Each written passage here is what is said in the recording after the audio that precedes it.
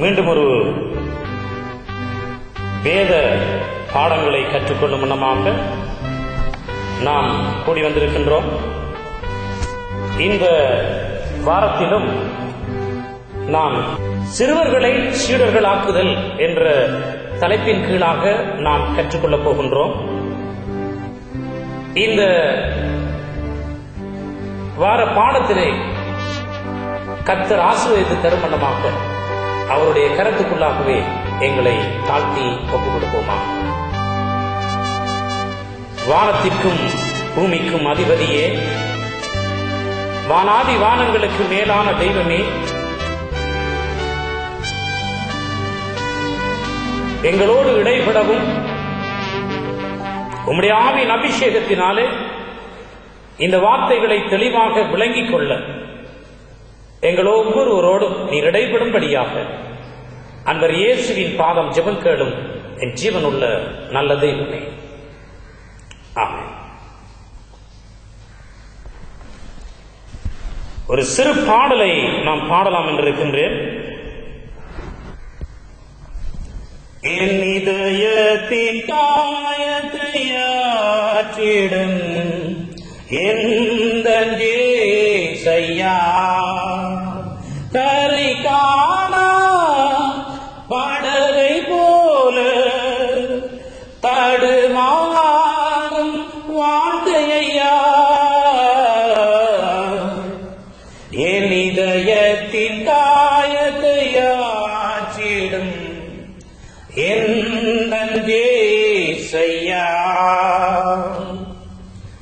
யோவானை போல மார்பிலே இளைப்பாற வேண்டுமையா, யோவானை போல உன் மார்பிலே இளைப்பாற வேண்டுமையா, கரை காணா படகை போல தடுமாறும் வாழ்க்கையா, என் இதயத்தின் காயத்தை ஆற்றிடும் எந்தன் இயேசையா, பலவீனமான என்னையும் உன் பலத்தால் இடை கட்டுவீர், பலவீனமான என்னையும் உன் பலத்தால் இடை கட்டுவீர், கரை காணா படகை போல தடுமாறும் வாழ்க்கையா, என் இதயத்தின் காயத்தை ஆற்றிடும் எந்தன் இயேசையா. சிறுவர்களை சீடர்களாக்குதல், சிறுவர்களை சீடர்களாக்குதல் என்பது அநேகர் ஒரு வினோதமாக இந்த தலைப்பை யோசிக்கலாம். எப்படி சிறுவர்களை சீடர்களாக்குவது என்று அங்கலாய்க்கக்கூடிய காலத்திலே நாம் வாழ்ந்து கொண்டிருக்கின்றோம். ஏனென்றால் 12 ஆண்டுகளாக ஒரு ஆராய்ச்சியை இங்கு தொடர்ந்தார். இந்த 12 ஆண்டுகளும் கிட்டத்தட்ட 24 குடும்பங்களை இந்த ஆராய்ச்சிக்காக இவர்கள் தெரிந்து கொண்டார்கள். இவர்களை தெரிந்து கொண்டு ஆராய்ச்சியை செய்கின்ற பொழுது 12 குடும்பங்களில் பெற்றோர் மது அருந்துகிறவர்களாக காணப்பட்டார்கள். இன்னும் 12 குடும்பங்கள் மது அருந்தாத குடும்பத்தினராக இவர்கள் காணப்பட்டார்கள்.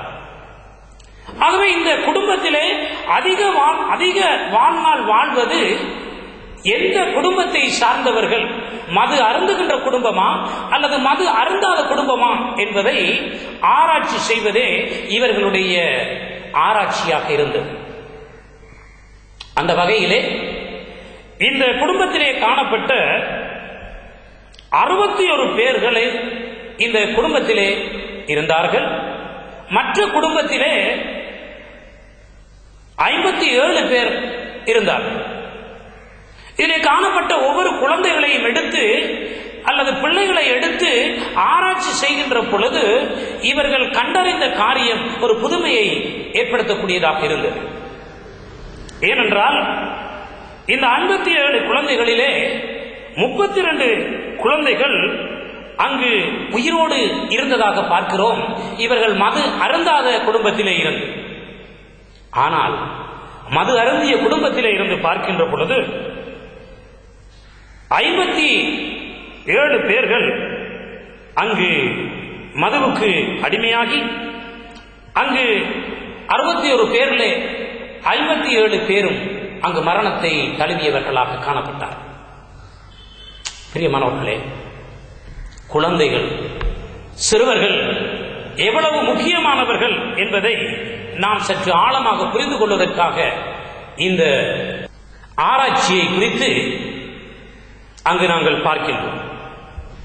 உண்மையிலேயே இந்த ஆராய்ச்சியை நாம் எடுத்து பார்க்கின்ற பொழுது கர்த்தருடைய தெய்வீக வார்த்தை கூடாக, அந்த ஜீவனுள்ள வார்த்தை கூடாக நாம் கடந்து செல்லுகின்ற பொழுது அங்கு கூறப்படுகின்றது 127வது சங்கீதத்திலே 3வது 4வது வசனங்களை நாம் எடுத்து பார்த்தோமாக இருந்தால், பிள்ளைகள் கர்த்தரால் வரும் சுதந்திரம் என்று சொல்லப்படுகின்றது. அப்படியாக இருந்தால் கர்த்தரால் கிடைக்கின்ற அந்த சுதந்திரத்தை நாம் எப்படி கையாள வேண்டும்? அவர்களை எப்படி நாம் வழிநடத்த வேண்டும்? இது மிகவும் சிந்திக்க வேண்டிய ஒரு கேள்வி. ஏனென்றால் நாங்கள் குழந்தைகளை பெற்றுவிட்டோம், அவர்கள் ஏனோ தானோ என்று இல்லாமல் அவர்கள் தன்னாலே வளர்ந்து விடுவார்கள் என்று நினைப்பது தவறு. குழந்தைகள் கர்த்தரால் கிடைக்கின்ற சுதந்திரம், கர்த்தருடைய பேர் ஆசீர்வாதம் என்பதை நாங்கள் மறந்து போக முடியாது. அது மாத்திரமல்ல, உபாகம புத்தகத்தை நாம் எடுத்து பார்க்கின்ற பொழுது 6வது அதிகாரத்திலே 6ஆம் 7ஆம் வசனத்தை பார்க்கின்ற பொழுது இந்த பிள்ளைகளை நாம் கருத்தாக போதிக்க வேண்டும். எப்படி போதிக்க வேண்டும்? இவர்களை எப்படி சீசராக்க முடியும்? ஆகவே இந்த காரியத்திலே நாம் தவறு விடுகின்றோமா சற்று ஆழமாக சிந்திக்க வேண்டும்.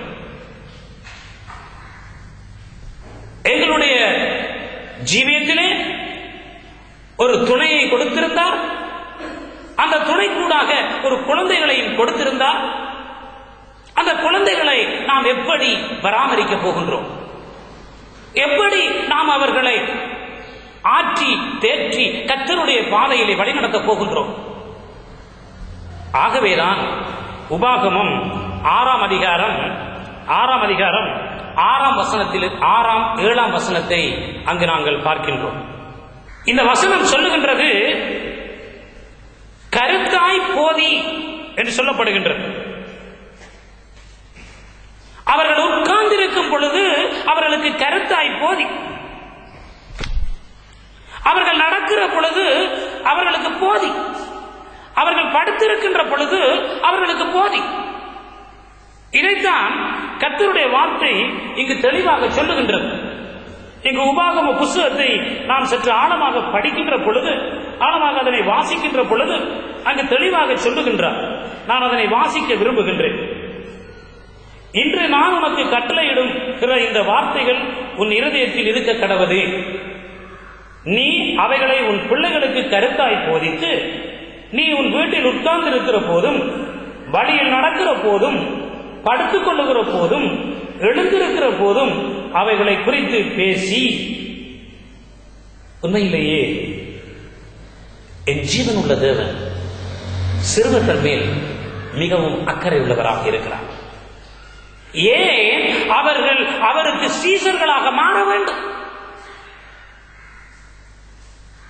ஆகவேதான் இந்த காரியத்திலே நீங்கள் தவறுவிடக் கூடாது என்பதற்காக தேவ ஆவியானவர் இந்த வார்த்தைகளை அங்கு சுட்டிக்காட்ட விரும்புகின்றார்.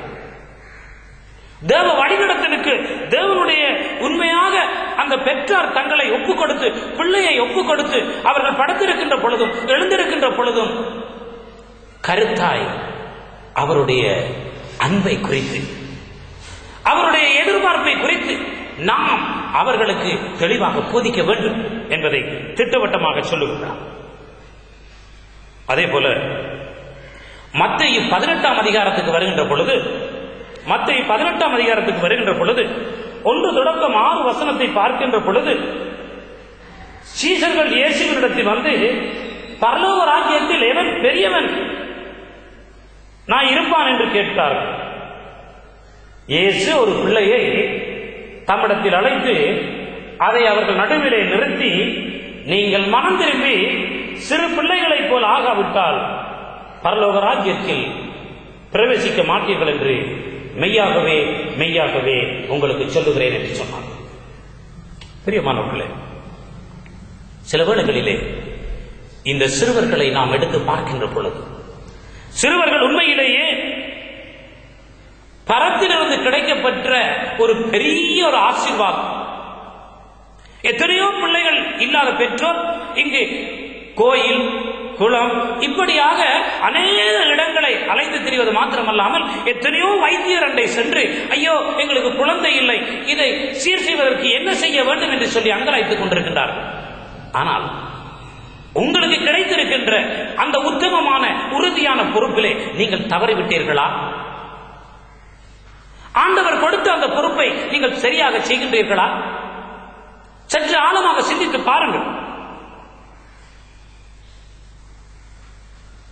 அங்கே முடிக்கும் பொழுது சொல்லுகின்றார், யார் பெரியவன், யார் சிறியவன்? நீங்கள் மனம் திரும்பி சிறு பிள்ளைகளைப் போல ஆகாவிட்டால் தேவராஜ்யத்திலே பிரவேசிக்க முடியாது என்று சொல்லுகின்றார். அடுத்த விடயத்தை நாம் பார்க்கின்ற பொழுது 10வது வசனத்துக்கு வருகின்ற பொழுது, மத்தேயு 18ஆம் அதிகாரம் 10வது வசனத்துக்கு வருகின்ற பொழுது, இந்த சிறியரில் ஒருவனையும் அற்பமாய் எண்ணாதபடிக்கு எச்சரிக்கையாயிருங்கள். அவர்களுக்குரிய தேவதூதர்கள் பரலோகத்திலே என் பரமபிதாவின் சமூகத்தை எப்பொழுதும் தரிசிக்கிறார்கள் என்று உங்களுக்கு சொல்லுகிறேன். பிரியமானவர்களே, தேவன் சிறு பிள்ளைகள் மேல் மிகவும் அக்கறையாக இருக்கிறார். அவர்கள் தன்னுடைய சீஷர்களாக மாற்றம் பெற வேண்டும். இந்த தலையாய பொறுப்பை பெற்றாருடைய கரத்திலே கொடுத்திருக்கிறார்கள், ஆசிரியர்களுடைய கரத்திலே கொடுத்திருக்கிறார், போதகருடைய கரத்திலே கொடுத்திருக்கிறார். அங்கு சபைகளிலே காணப்படுகின்ற மூப்பர்கள், அதே போல டீக்கன், டீக்கனஸ், இப்படியாக காணப்படுகின்ற ஒவ்வொரு உத்தியோகஸ்தருடைய கரத்திலும் இந்த பாரிய பொறுப்பை கொடுத்திருக்கிறார். இந்த பிள்ளைகள் வளர்ந்து வரும் பொழுது கர்த்தருக்கேற்ற சிச்சையிலும் கர்த்தருக்கேற்ற ஜீவியத்தை ஜீவிப்பதற்கு தவறிவிடுவார்களாக இருந்தால் உடனடியாக அதை நாம் சீர் செய்ய வேண்டியது எங்கள் ஒவ்வொருவருடைய தலையாய பொறுப்பாக இருக்கிறது. கர்த்தர் உங்களுடைய கரத்திலே ஒரு பாரிய பொறுப்பை கொடுத்திருப்பாராக இருந்தால் அதை நாம் செய்யாமல், நாம் அது என்னுடைய பொறுப்பு அல்ல, இது இவருடைய பொறுப்பு, இது இன்னாருடைய பொறுப்பு அல்ல, இது இன்னாருடைய பொறுப்பு என்று நாம் தள்ளி விடுவோமாக இருந்தால் நாம் நிச்சயமாக கணக்கொப்புவிக்க வேண்டியவர்களாக இருக்கின்றோம். கணக்கொப்புவிக்க வேண்டியவர்களாக இருக்கின்றோம். ஏனென்றால் சீஷர்களும் அப்படித்தான் செய்தார்கள். எப்படி என்றால் வசனம் சொல்லுகின்றது, மார்க் 10ஆம் அதிகாரம் 13ஆம் வசனத்திலிருந்து 18ஆம் வசனம் வரையும் பார்க்கின்ற பொழுது, அப்பொழுது சிறு பிள்ளைகளை அவரிடத்தில் தொடும்படிக்கு அவர்களை அவரிடத்தில் கொண்டு வந்தார்கள். கொண்டு வந்தவர்களை சீஷர்கள் அதட்டினார்கள். சீஷர்கள் அதட்டினார்கள். எனக்கு நன்றாக ஞாபகம் இருக்கிறது, ஒரு திருச்சபையிலே நான் சேவை செய்யும் பொழுது அந்த சிறு பையன் முன்னாலே அமர்ந்திருப்பது மாத்திரமல்ல, அடிக்கடி எழுப்பி ஓடி ஓடி திரிந்தார். அங்க இருக்கிற டீக்கன் என்ன செய்தார் தெரியுமா? ஒரு தடவை போய் சொன்னார், மகனே பெற்றார் அண்டை போய் அமர்ந்திரு என்று சொன்னார். 2ஆம் தடவையும் சொன்னார். 3ஆம் தடவை அவரால் அதை பொறுக்க முடியவில்லை.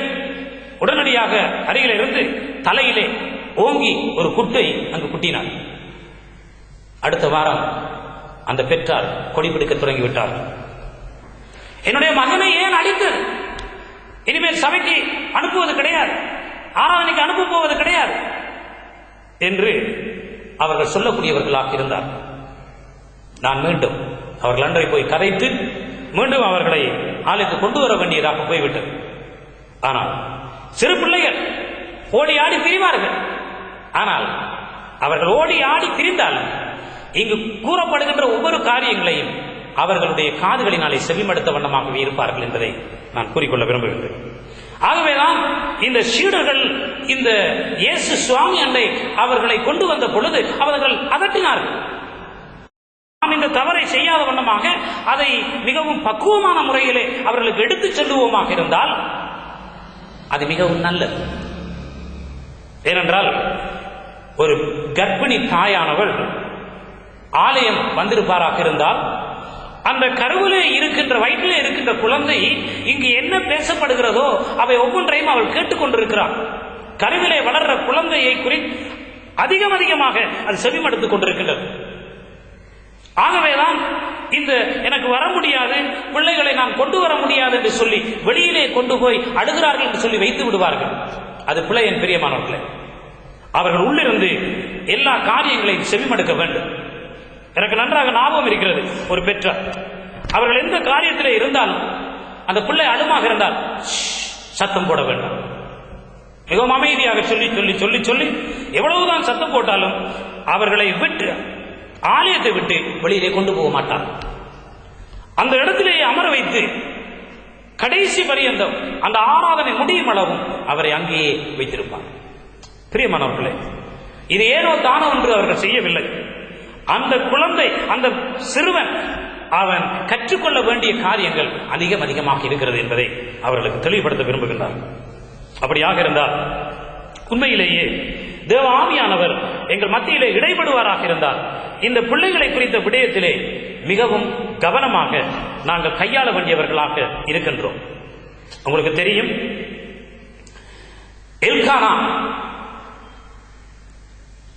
உண்மையிலேயே தன்னுடைய பிள்ளைகளை குறித்து அவன் எந்த விதமாக அந்த பிள்ளைகளுடைய குணாதிசயங்கள் காணப்பட்டது, இறுதியிலே அந்த குடும்பத்திலே காணப்பட்ட அந்த இறுதி நிலைமை என்னவாக முடிந்தது, உடன்படிக்கை பற்றி இன்னும் ஒரு இடத்திலே போய் சேர வேண்டியதாக போய்விட்டது.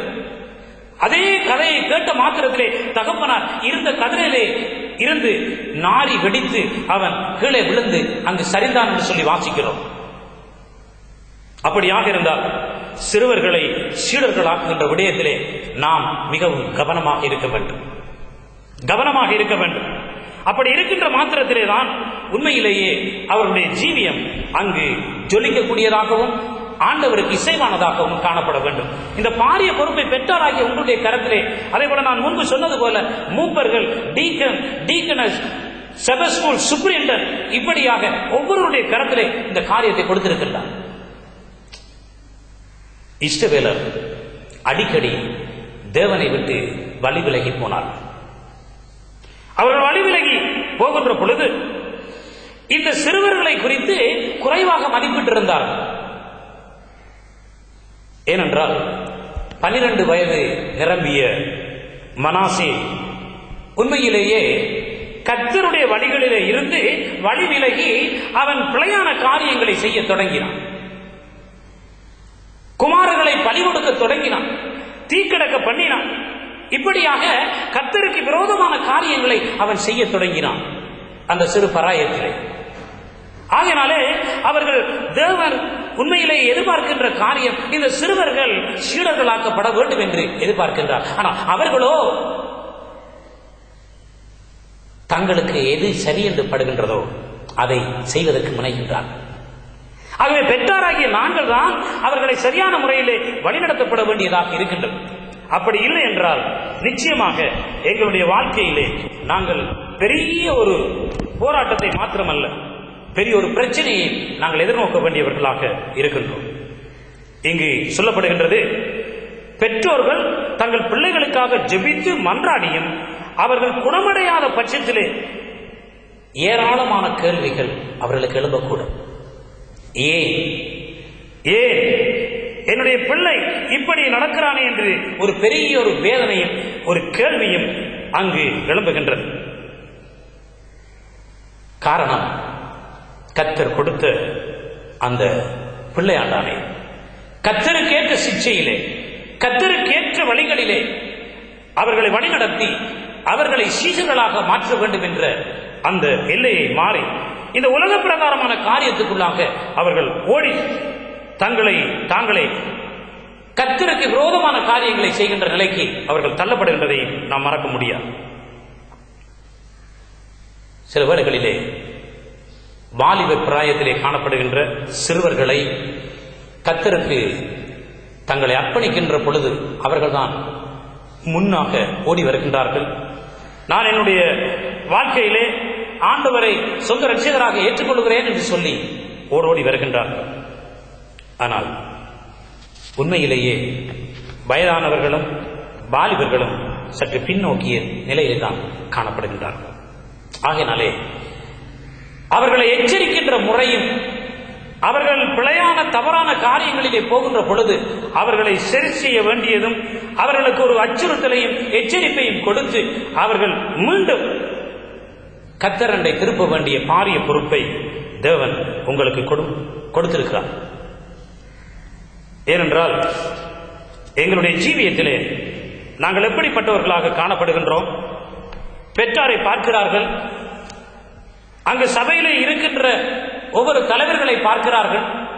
அவர்களுடைய ஜீவியம் ஒரு சாட்சியான ஜீவியமாக இல்லை என்ற உடனே தாங்கள் அவர்களுடைய வாழ்க்கையிலே இயேசு கிறிஸ்துவை விட்டுவிட்டு அங்கு இருக்கின்ற ஊழியர்களையும் ஏனையவர்களையும் பார்க்கின்ற பொழுது அவர்கள் தடுமாறி விழுந்து விடுகின்றார். இங்கு டிசைர் ஆஃப் ஏஜஸ் சொல்லப்படுகின்ற புத்தகத்திலே பக்கம் 515வது பக்கத்திலே பின்வருமாறு கூறுகின்றது: நற்செய்தியின் போதனைகளை சிறுவர்கள் சீக்கிரத்தில் ஏற்றுக்கொள்வார்கள் என்பதும், தேவனுடைய செல்வாக்குகளுக்கு அவர்களுடைய மனதை திறப்பதால் அவர்கள் கேட்கின்ற போதனைகள் ஆழமாக பதிந்துவிடும் என்பதும் இன்று உண்மையாக இருக்கிறது. தந்தைகளும் தாய்களும் தங்களது பிள்ளைகளை ஆண்டவருடைய குடும்பத்தின் கடைக்குட்டியாக கருத வேண்டும். பரலோகத்துக்கு ஏற்றவர்களாக அவர்களுக்கு அறிவு புகட்ட தங்களை அர்ப்பணிக்க வேண்டும். கிறிஸ்துவிடம் இருந்து நாம் கற்றுக்கொள்ளும் பாடங்களை தம் பிள்ளைகளுக்கு சொல்லிக் கொடுக்க வேண்டும். அந்த பிஞ்சு உள்ளங்கள் அவற்றை ஏற்றுக்கொள்ளும் போது பரலோக நியதிகளின் அருமையை கொஞ்சம் கொஞ்சமாக அவர்களுக்கு அது வெளிப்படுத்தி காட்டும் என்று சொல்லுகின்றார். பிரியமானவர்களே, இந்த டிசைர் ஆஃப் ஏஜஸ்ல சொல்லப்பட்ட காரியத்தை ஆழமாக பார்க்கின்ற பொழுது கர்த்தருடைய பெரிதான ஆசீர்வாதத்தை நாம் சந்திக்கக்கூடியதாக இருக்கும். ஒரு தடவை ஒரு ரோஜா தோட்டத்தில் இருந்த ரோஜாக்களை பார்த்து 2 சிறுவர்கள் மிகவும் வாஞ்சியாக, எவ்வளவு அழகாக இருக்கிறதே, இந்த பூவை பார்க்கின்ற பொழுது எவ்வளவு மகிழ்ச்சியாக இருக்கிறதே, எங்களுடைய தோட்டத்திலே இது இல்லையே, அப்படி இவர்கள் அங்கலாய்த்தார்கள். ஆகவே அந்த வீதி ஓரத்தில் இருந்த கதவண்டையிலே கொஞ்சம் கொஞ்சமாக கிட்ட நெருங்கி அந்த தோட்டக்காரனை பார்த்து கேட்டார்கள்: ஐயா, இந்த பூக்கள் மிகவும் அருமையாக இருக்கிறது, மிகவும் அழகாக இருக்கிறது. இந்த பூவை நாங்களும் பறிக்க விரும்புகிறோம். அப்படி இல்லாவிட்டால் எங்களுக்கு அந்த தோட்டத்திலே அந்த பூவை போன்று வரத்தக்கதாக எங்களுக்கு ஏதாவது செய்யுங்கள் என்று சொல்லி அவர்களுடைய மனதிலே பட்டதை அங்கு சொன்னார்கள். உடனே அந்த தோட்டக்காரன், எங்கள் வீட்டிலே வளர்ப்பதற்காக, உங்களுடைய வீட்டிலே வளர்ப்பதற்காக இந்த செடியினுடைய கந்துகளை நான் வெட்டி தருகின்றேன். ஆனால் நீங்கள் கொண்டு போய் இதை நாட்டி விட்டுவிடக் கூடாது. இதை தொடர்ச்சியாக நீங்கள் தண்ணீர் ஊற்ற வேண்டும். சரியாக அங்கு அதை நாட்ட வேண்டிய முறையிலே மிகவும் பசலையுள்ள ஒரு இடத்திலே அதை நாட்டுங்கள் என்று சொல்லி சொன்னார். இவர் கொடுத்த ஆலோசனை எல்லாம் மிகவும் நன்றாக இருந்தது. ஆகவே 2 பேரும் மிகவும் மகிழ்ச்சியோடு எங்களுடைய தோட்டத்திலே இதே பூ பூக்க போகிறது, எங்களுடைய வீட்டிலே இதே ரோஜா செடி அங்கு பூக்க போகிறது என்ற சந்தோஷத்திலே இருவரும் ஆளுக்கு ஒரு துண்டை எடுத்துக்கொண்டு வீட்டிலே சென்றார். அப்படி அவர்கள் சென்று ஒரு பையன் தன்னுடைய வீட்டின் முற்றத்திலே அதை நாட்டினான். மற்றவன் ஒரு அழகாக ஒரு பாத்திரத்தை எடுத்து அதிலே மண்ணை போட்டு மிகவும் அழகாக அந்த செடியை வைத்தான். ஆகவே 2 பேருடைய வாஞ்சையும் ஒரு குறிப்பிட்ட காலத்திலே அல்லது இந்த செடி எங்களுக்கு அழகான பூவை தரப்போகிறது என்ற அதே வாஞ்சையோடு அவர்கள் நின்று கொண்டிருந்தார்கள். 2 நாள் அந்த தோட்டக்காரன் சொன்னது போல மிகவும் ஃபேத்ஃபுல்லாக, உண்மையாக, உத்தமமாக அவர்கள் தண்ணீரை ஊற்றி கொண்டு வந்தார்கள். எந்த நாளும் ஓடோடி போனான். அந்த தோட்டத்திலே அந்த வைத்திருந்த அந்த செடி பூத்து விட்டதா பூத்து விட்டதா என்று ஆசையோடு ஓடோடி காலை எழுந்து உடனே வந்து பார்ப்பான். பூக்கவில்லை. தண்ணீர் பாய்ச்சி என்று சொன்னார், ஆனால் பூ வரவில்லை. ஆகையினாலே இனி தண்ணி ஊற்றுவது சரி வராது, இதை அப்படியே விட்டு விடுவோம் அப்படி என்று அவன் விட்டு விட்டான். மற்ற சிறுவனோ அவர் சொன்னார், தண்ணி ஊற்றும்படியாக சொன்னார். ஆகவே நான் பூ இலை இதில் வரும்பளவு நான் ஊற்றுவேன் என்று சொல்லி அவன் தண்ணீரை கடைசி பரியந்தம் விடாமல் அவன் ஊற்றிக்கொண்டே வந்தான். நாளுக்கு நாள் துளிர் விட தொடங்கியது, இலை விட தொடங்கியது, பூ பூக்க தொடங்கியது. அருமையான அந்த பூ மொட்டு விரிந்து மிகவும் அழகாக காட்சி அளித்தது. இவரோடு அங்கு நாட்டிய மற்ற கந்தை நாட்டின அந்த சிறுவன் இவருடைய வீட்டை தேடி வருகின்றான். வந்து பார்க்கும் பொழுது அந்த சிறுவனை பார்த்து சொல்லுகிறான், ஓ, உனக்கு கொடுத்த குச்சி இவ்வளவு தூரம் வளர்ந்து இவ்வளவு பூவை பூத்திருக்கிறது, நான் எனக்கு கொடுத்த இது பூக்கவில்லை, அங்கு இலைகள் வரவில்லை, அது அப்படியே செத்து விட்டது என்று சொன்னார். அப்பொழுது அந்த சிறுவன் கேட்டான், தோட்டக்காரன் நம்மிடத்திலே சொன்னது என்ன? தண்ணீர் ஊற்றும்படியாக சொன்னார், நீர் ஊற்றினீரா என்று கேட்டான். ஓ, அதான் 2-3 நாளையில வரவில்லை, ஆகவே நான் அதனை தண்ணீர் ஊற்றுவதை நிறுத்திவிட்டேன் அப்படின்னு சொன்னான். பிரியமானவர்களே, தோட்டக்காரன் சொன்னான், தண்ணீரை ஆட்சி சொன்னான். ஆனால் இவனோ, நான் தினமும் தண்ணீர் ஊற்றினேன், ஆனால் அங்கு துளிர்க்கவில்லை, அங்கு பூக்கவில்லை, ஆகவே நான் நிறுத்திவிட்டேன் என்று சொன்னான். தேவன் எங்களுக்கு கொடுத்திருக்கின்ற இந்த அருமையான குழந்தைகளை பராமரிக்க வேண்டிய அல்லது அவர்களை வழிநடத்த வேண்டிய நல்ல போதனைகளையும் அவர்கள் ஆவியிலே வளர்ச்சி அடையக்கூடிய காரியங்களையும் அவர்களுக்கு சொல்லிக் கொடுக்கத்தக்கதாக தேவனுடைய ஸ்தலம், தேவனுடைய சபை, ஜனங்கள் ஒன்று கூடுகின்ற இடம் காணப்படுகின்றது. நாம் அதனை விடுத்து நாம் எங்களுடைய இஷ்டத்தின் பிரகாரம் எங்களுடைய பிள்ளைகள் வருவார்கள் போவார்கள் என்று விட்டுவிடுவோமாக இருந்தால் இந்த நல்ல போதனைகளை கேட்டு மனம் திரும்பக்கூடிய அந்த சந்தர்ப்பத்தை பிசாசானவர் அவர்கள் மத்தியிலிருந்து எடுத்து விடுவார். ஆகையினாலே இந்த நாளில் ஆண்டவருடைய எதிர்பார்ப்பு என்னவென்றால், ஆண்டவராகிய இயேசு கிறிஸ்து தன்னுடைய வாழ்க்கையிலே சொந்த ரட்சகராக ஏற்றுக்கொள்ள வேண்டுமா? சிறுவர்களை சீடர்களாக்குங்கள். அப்படி நீங்கள் சீடர்கள் ஆக்குவீர்களாக இருந்தால் நிச்சயமாக அவர்கள் கர்த்தர் எதிர்பார்த்த அதே ஆசீர்வாதத்தோடு அதே வாஞ்சியை அவர்கள் வாழ்க்கையிலும் ஆண்டவருக்கு இசைவாக அவர்கள் நிறைவேற்றுவார்கள் என்பதில் எந்த ஐயமும் இல்லை. ஆகவே இந்த வேளையிலே நாங்கள் கரைகளை தாழ்த்தி கர்த்தருடைய திரு கரத்துக்குள்ளாக எங்களை ஒப்புக் கொடுப்போமாக. நேசிக்கிற எங்கள் பிரியமுள்ள தகப்பனே, இந்த சிறுவர்களை எப்படி சீடர்களாக்க வேண்டும், எப்படி போதனைகளிலே வளர்க்கப்பட வேண்டும், எந்த ஒரு ஐக்கியத்தை நாம் ஏற்படுத்த வேண்டும் என்ற காரியத்தை எங்களுக்கு கற்றுக் கொடுத்தமைக்காய் நன்றி செலுத்துகின்றோம். மிகுதியான வேளையை நீர் பொறுப்பிடும். ஒவ்வொரு பெற்றாரையும் ஒவ்வொரு சிறு பிள்ளைகளையும் நீர் தனித்தனியாக பேர் பேராக ஆசீர்வதி. இயேசுவின் பாதம் ஜெபம் கேளும் என் ஜீவனுள்ள நல்ல தெய்வமே.